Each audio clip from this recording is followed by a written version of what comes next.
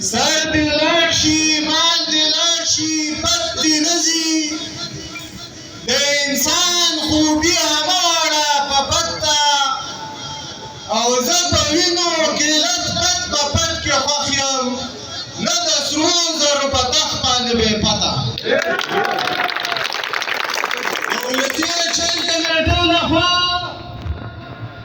د تجاري تحریک په سلسله کې نن د متولیدي په دې بازار کې زما د یقین او ایمان دی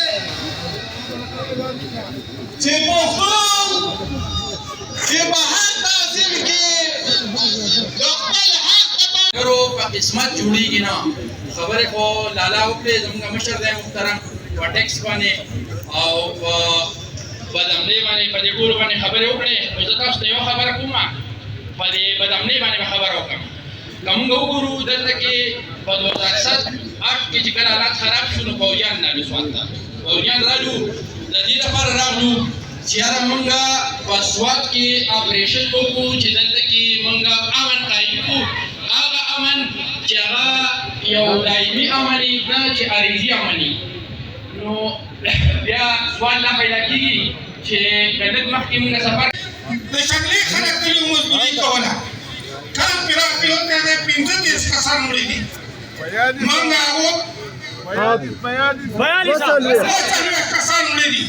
خدای دې ورته جنتونه ورکړي خدای دې زمونږ کام د دې به خونه مزدورونه خلاص کړي موږ هغه سره په دې غم کې د ټول سواد خلک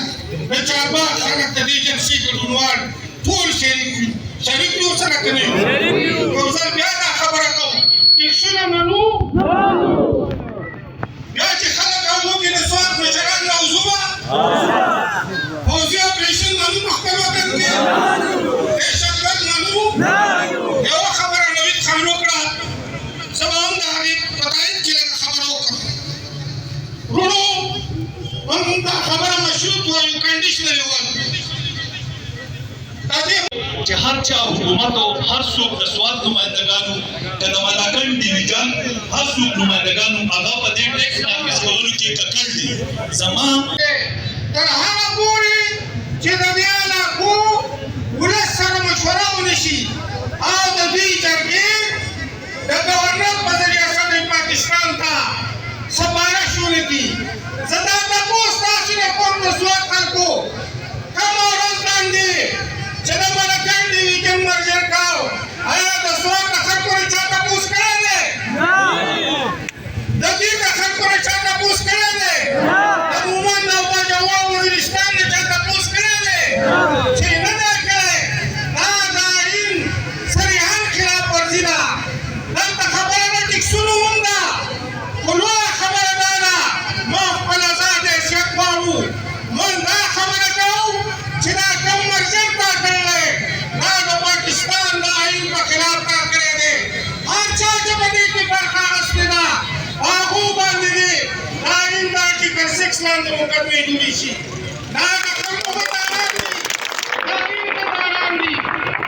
عزیزانو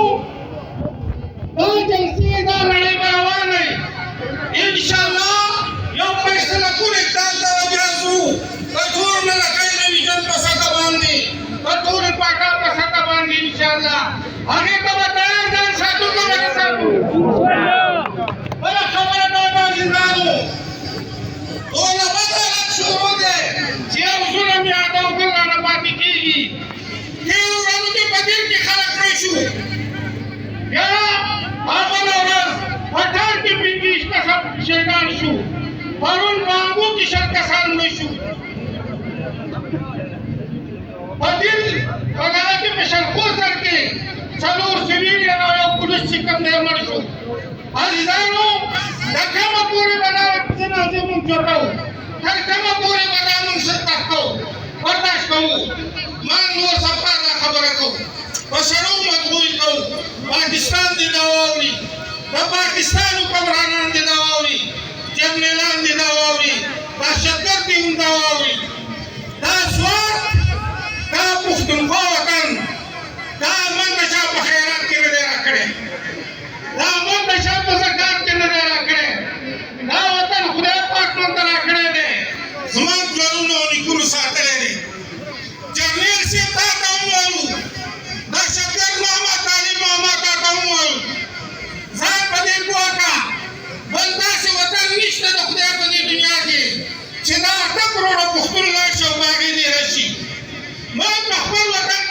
Jonkau, na teacher ne papa Jonkau, na tata setan papa Jonkau.